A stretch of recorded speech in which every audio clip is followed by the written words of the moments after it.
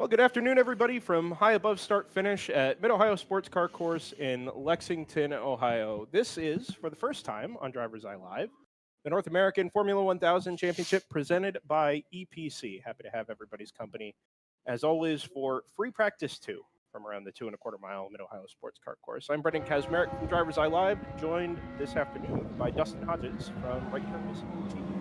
Thanks for joining us, folks. Thanks for watching. It's a great opportunity. For a few years now, we've been bringing you guys little clips from around the corners, from around the racetracks, the greatest sounds in motorsports. And now, thanks to DriverSeye Live and some support from a few of our sponsors, Kavana and Papa John's, here we are with full sessions. What can I say? Everybody's been asking for it, and now you have it. This is fantastic. We've had our eye on open wheel for a long time here at DriverSeye, and this is it's been great to be trackside. We were out, setting things up this morning. We made it just in time for practice 1. And like you said, greatest sounds in motorsports. These things are truly phenomenal and a real spectacle from trackside. Absolutely. I mean, most of you folks that are listening to this now, you guys have heard these cars before. Some of you may have only seen them in clips. Some of you may have never seen them live. But if you haven't, you definitely need to check it out. It's 1,000cc superbike engines screaming at 13,000 RPM. They sound like F1 cars from the 90s. And that's why I fell in love with them a long time ago. Yeah, to be clear here, you're also going to see some Formula Atlantics on track. There are some sessions that share the weekend with the Formula 1000 Championship. But if you're into Formula Atlantics, I guess they're there for you. But our focus this weekend certainly on the variety that you get in the North American Formula 1000 Championship. Like you said, the 1,000cc superbike engines create the roar just behind the driver. But the chassis themselves also carry a fair bit of interest. We've got, is it 9 manufacturers that run or design cars for F1000?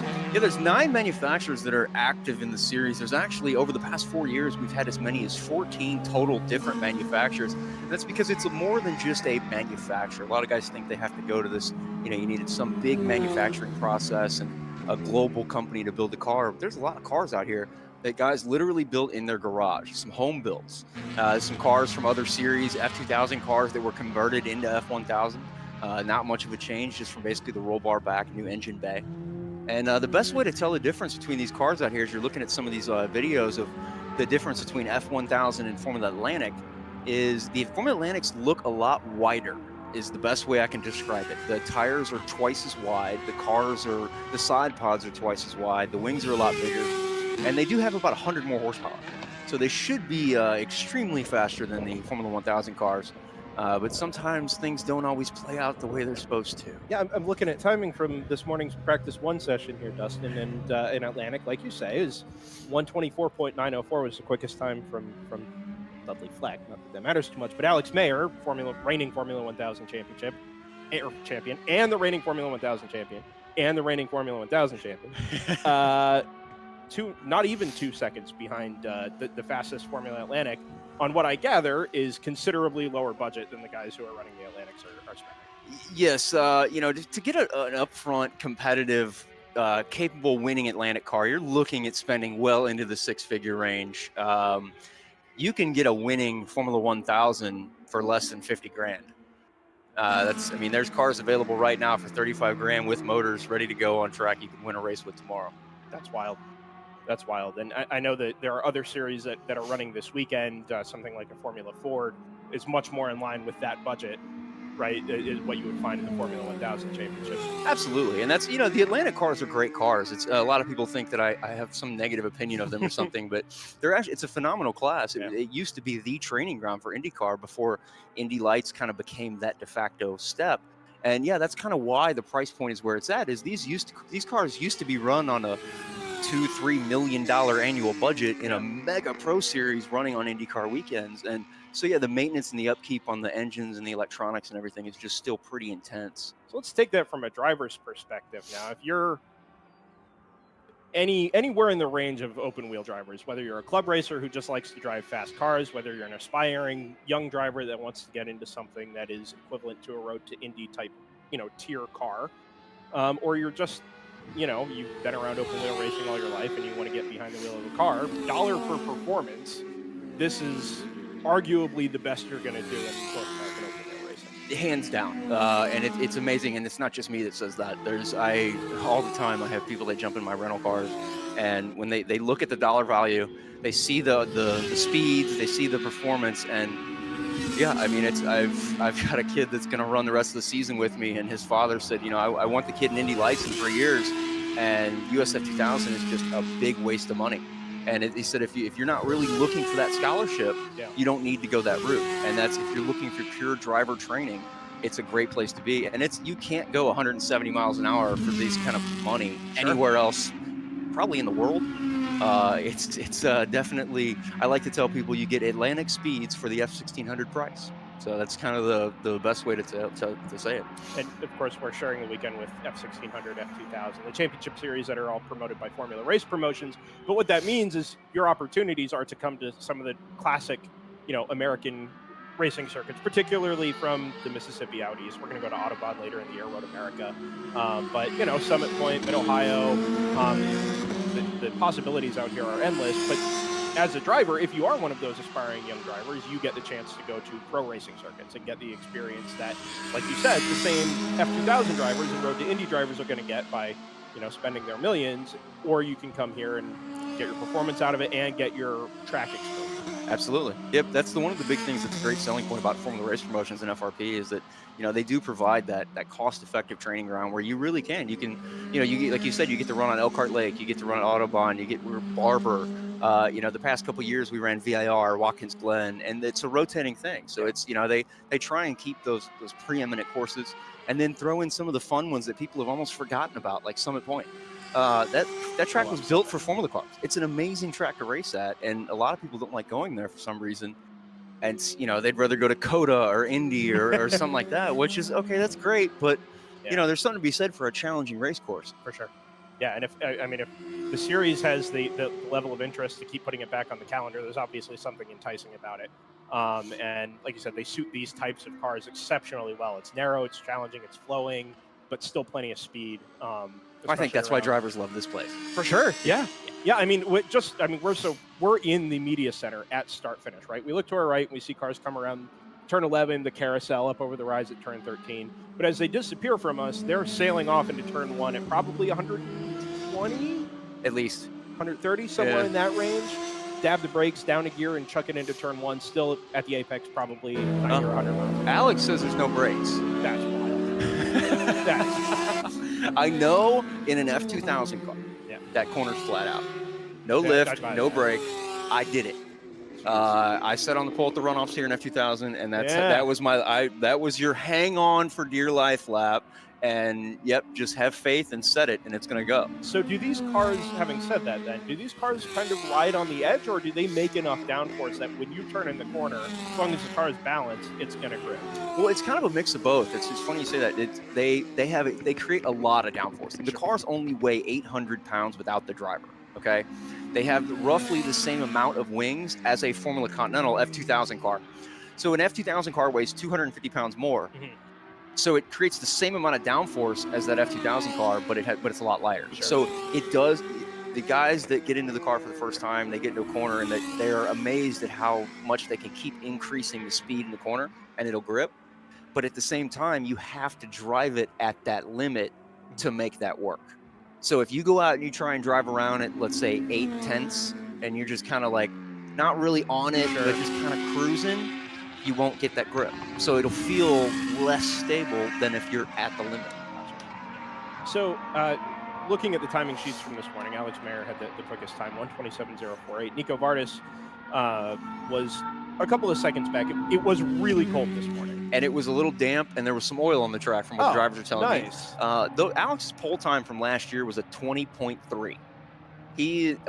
That is a good F1000 time around here is around a 20 flat. So he did an 18 in runoffs testing a couple years ago.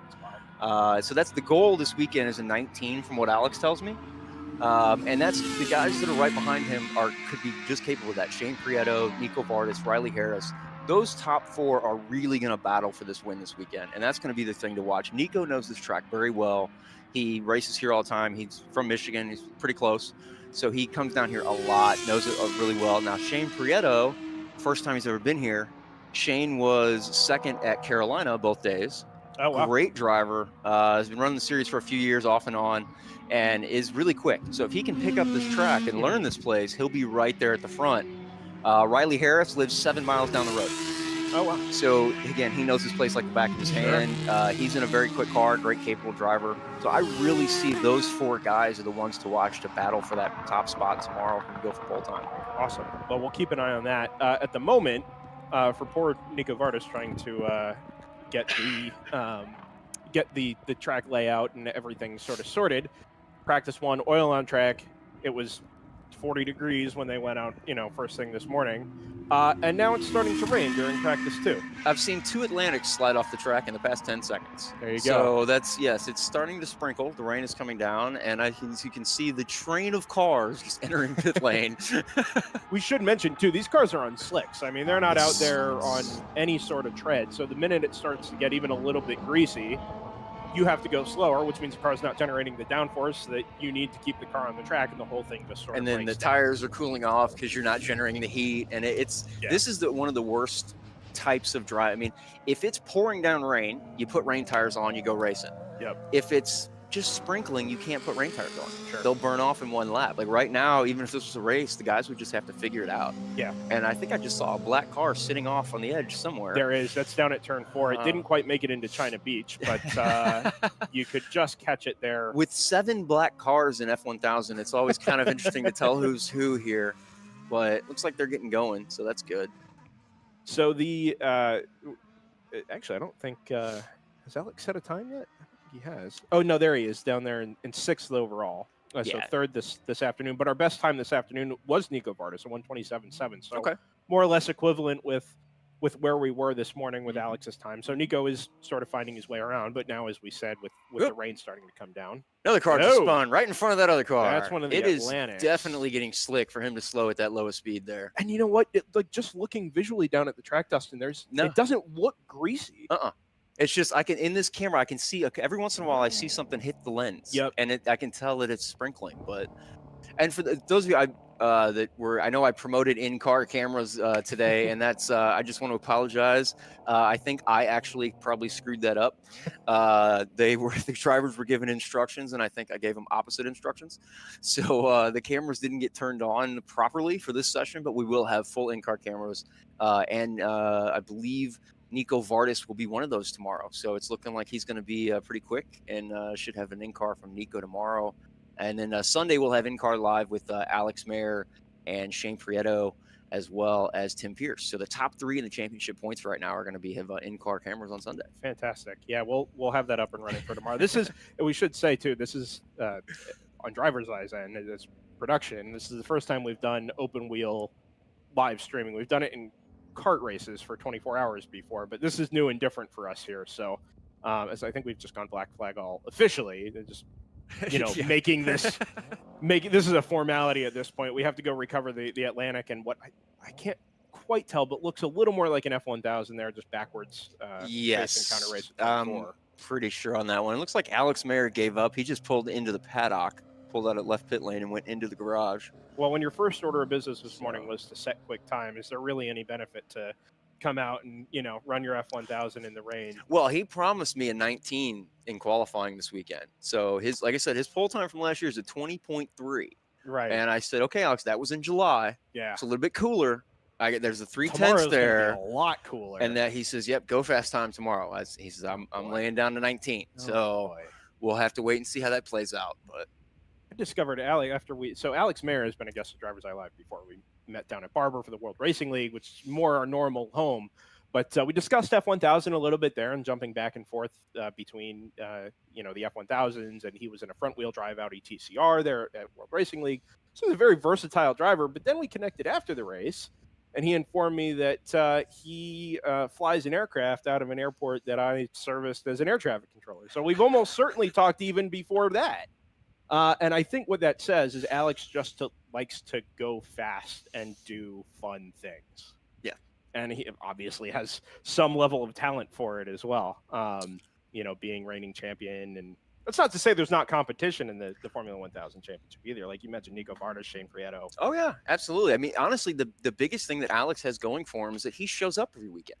You know, you know, Nico has a full-time job as an adult, and Shane has a full-time job. Now I say full-time. Shane and his brother, they basically build power boats. So Again, it's, you know, a real job, quote unquote. I don't know. Still going fast and doing fun things. Nico does design work for Dodge. He helped the Demon Not and as all that, fast. like the looks and all that. So it's Sure. still in that car zone. Yeah. Alex Mayer and his father own a couple used car lots in Philly. So again, car related. It's everything just kind of sticks in that industry. Sure. And yeah, but like I was getting back to what I was saying is that, you know, that he shows up every weekend, and there's only 2 or 3 guys that actually are able to get off work every, you know, for 7-8 weekends a year and be there every Thursday and Friday for a lot of this. So yeah, it's you know, and that usually ends up being the guys that are in the top 2 or 3 in the points, just because they're the ones that are getting. Now granted, we do have a thing in the series where you can drop your 4 worst races. So that's 2 whole weekends you can skip and still get full points in the championship. So it's, you know, you can compete against them. And Alex hasn't dominated like a lot of people think they do. They see the championships, and every time he's getting a pole. Last year, Steve Hamilton got a pole position. Doug Hertz got a pole position. In 2019, Alex only won, was it 8 out of 14 races? Okay. So yeah, that's still more than half, and he won the championship. But he's a good driver. But Jeremy Hill won 4, and Nico won 2. There you go. So it's, you know, you can win races, you can beat Alex, and you know, not all of them were when a car failed or anything like that. I mean, we had a race at Watkins Glen where Jeremy Hill and Alex went wheel to wheel, and it was a dogfight. It was a good race. Yeah. So, and Jeremy's in his 50s or 60s or something. Oh, wow. I think. Yeah. I mean, this isn't another kid like Alex that we're talking about here. So that's one of the things that I think has interested me most walking through the paddock this weekend. It's not just, you know, looking at, you know, Cahill Motorsports has their big trailer they pull in with, and they start unloading cars, and you're like, wow, this is amazing. You know, but that doesn't represent the entirety of the paddock. Just like having, you know, quick young guys strutting around, you know, in their small to medium-sized fire suits before they go jump in their Formula Ford or whatever, their Formula 1600, that doesn't represent the entirety of the paddock. You have, like you said, guys in their 50s and 60s that just like to go racing, you know, club level racing. This is just a season-long championship and a way for them to go do that on a regular basis, right? You have the Cahill trailer, and you have guys. I pulled in last night, and there was a guy on it with an open top trailer towing a Formula Atlantic. Okay. Right. And I would expect to see it maybe a 1600 on an open back trailer, but I feel like an Atlantic is a significantly bigger investment, and you would have the resources to go with it. But that's just not the case. These are guys who just like to go racing alongside people who are trying to develop talent and get experience. And it just creates such a neat dynamic when you're here, you know, in person for the first time, and seeing that mix. Ultimately, it leads to, you know, people being on track because they love to go racing, and that's really what it's all about. But even in the Formula 1000s, at the very top echelon of performance, that people can be competitive against each other, taking the budget approach and the club racing approach, or taking the full-on professional, you know, developmental approach. Absolutely. I mean, that's the great thing about FRP, and when it, you know, it's billed as a professional racing series, but the big thing about FRP and the big selling point is that it's just single class racing. Yeah. A lot of people have kind of been jaded by the SCCA club racing as they've continued to add more and more classes, and now I think it's 37 or something classes. That's a lot. You know, you go to a race weekend and it's everything from Formula V's all the way up to Atlantic in one wings and things class. And you just get one lap, and then it's yellow flags, or you get black flags, or, you know, this guy's always blocking your lap, or it's very difficult. And it's nothing against them. It's the way it has to operate. They have that many people, they have that many different types of cars. So you have to figure it out. With FRP, they've kind of stuck to their little design of having a core group, and it's slowly expanded a little bit. I mean, their original group of just F1600, F2000, and Atlantic has grown. They've added F1000 with us. They brought in Challenge Cup. This weekend, they've got Vintage S2. And you got Right Coast from the Ford Series now coming in. And so there's a couple classes that do get blended. Like we're running F1000 and Atlantic are running together this weekend. But it doesn't really, I think there's 7 Atlantics and there's 9 F1000 cars. So it makes a decent little group, and the gaps are close enough that we don't really get in each other's way that much. You know, occasionally you'll have a couple guys go, oh, he blocked me at the corner, you know, but it's not like it's every lap, every corner. So you really get a lot more track time. We're getting 3 hours of track time this weekend. That's fantastic. And you're not going to get that anywhere else. Sure. And to FRP's credit, I mean, like you made the comparison with SCCA. SCCA with the exception, I think, of the Super Tour, just Saturday, Sunday races, right? Regionals are 2-day events, majors are 2-day events. And you're cramming, like you said, sometimes 300 cars worth of entry into 2 days of track time. Here, we've got just over 100 cars in the paddock. Okay, you have Atlantic's Formula 1000 share track time. I think F2000 and Pro 4 share track time, right? So there's a little bit of that, but by and large, like you said, everybody stays out of each other's way, and you're giving drivers and teams the opportunity to get out on track on Friday, and that's available every weekend for them. So they're getting that bonus track time. They can make a weekend out of it and really get their bang for the buck without having to split time with, like you said, with 8 other classes that are grouped into the same run group. So with that having been said, as we continue to facilitate the recovery of whatever this black car is down here at turn 4 and 5, the Atlantics and the F1000s, you say they don't get in each other's way. What are the differences in how they make their lap time, right? We know power and weight are different, but what does that actually produce in terms of on-track product? Well, and that's the good thing about Atlantic and F1000 is that they tend to have the same, relatively the same mid-corner speed, because the Atlantic has a lot of downforce with the tunnels and the wings and the big grippy tires, but the F1000 car is a lot lighter, and it still has plenty of downforce. So it's driven properly at, if you, that's not probably the right term to use, but driven at the limit, I should say. They're going to be similar through the corners. The Atlantic is going to have a little bit better drive off, just because it has a little more horsepower and a little bit wider tire. So you're going to be able to gap coming out of the corner. Same thing, braking. It comes back to who's driving it. Alex swears up and down he can outbrake an Atlantic, just because, again, the car is so much lighter, and it stops on a dime. I mean, he references it to karting and how you used to be able to brake at the apex. He said I'm pretty sure you could almost do that in this car. Wow. They just slow down so fast, and with the sequential gearbox and everything, they just, you can bang down through the gears, and if you can brake it hard enough. He said the slowing factor is the shifter, not the braking. Interesting. That he could brake harder, but it won't downshift quick enough. And that's the just mind blowing. Like, that you think this complete motorcycle gearbox that's made. You think about guys on a racing bike, that bang, bang, bang, bang, bang, all the way down through the gears, and he said he can't. That's what he's waiting on for that final braking. That's wild. So is it when he downshifts, then is there an auto blip there? Will it match revs as it goes down through the gears, or do you have to manually blip the throttle? There is a flat shifter on it that does blip a little bit. You can't. There's nothing to keep it from over revving though. So you can't just, at your 13,000 RPM in 6th gear, you can't just start banging down through the gears like F1 does and expect the car to slow itself down. You will blow it up. But once you dive on the brakes and start hitting that downshift, it does blip it for you. Same thing on the upshifts. You don't have to lift at all. You just pull the gear, and it kills the engine for that millisecond that you need it. Nice. Well, I think we've got. So is this our car returning home? Up that was not an F1000. No, it wasn't Atlantic. That is I think that is the old Formula Mazda that is running in Atlantic. I saw that this morning. I thought that was a Formula Mazda. Yep. Just different wings on it, right? Yep. Yeah. Interesting. So, I think what this has produced for us, though, is the end of the free practice 2 session. Yes. There's a checkered flag in the starter's hand. I don't even think she's going to wave it because there's nobody out there. So, and I think the giveaway was when the tow truck came in the wrong direction in pit lane. That was a giveaway there. Yeah, I've spent all my time looking to our left instead of out front at the starter station where we could have gotten that information. But so we finished a little early. Unfortunately, practice 2, Mother Nature kind of throwing us a little curveball there. Very anticlimactic. Yeah, it's okay. Like you said, we've already had the first session this morning, so we've got track time today, and then a little schedule change. We'll go qualifying tomorrow, mid-afternoon.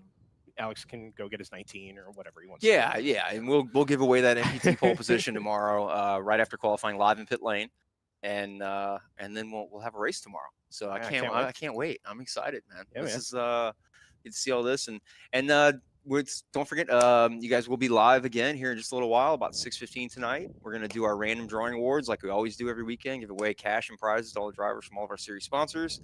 Got dinner for all the guys, and we're going to bring that to you live so you can see all of our amazing sponsors handing out cash and prizes, and we have some fun and joke around a little bit and have dinner, and it's a good time. So just kind of join us and be a part of the F1000 crew for the evening. Absolutely. That'll be live on the Formula 1000 Facebook page, North American Formula 1000 Championship Facebook page. We'll have it on DriverSeye as well. Right Turn Racing TV, YouTube tomorrow afternoon for qualifying 1, and then we'll go racing tomorrow afternoon at 4 o'clock Eastern. Sort of a bonus session tacked on to the end of the day, and I think the 35-minute race there. Be all live on DriverSeye Live. So thanks again to Kafana Rum, Papa John's Pizza, Right Turn Racing TV, the North American Formula 1000 Championship presented by EPC and DriverSeye Live. I'm Brendan Kazmarek. That's Dustin Hodges. Thanks everybody for joining us. And yeah, we'll be back with you for the social tonight around 6:15. See you then. See you guys.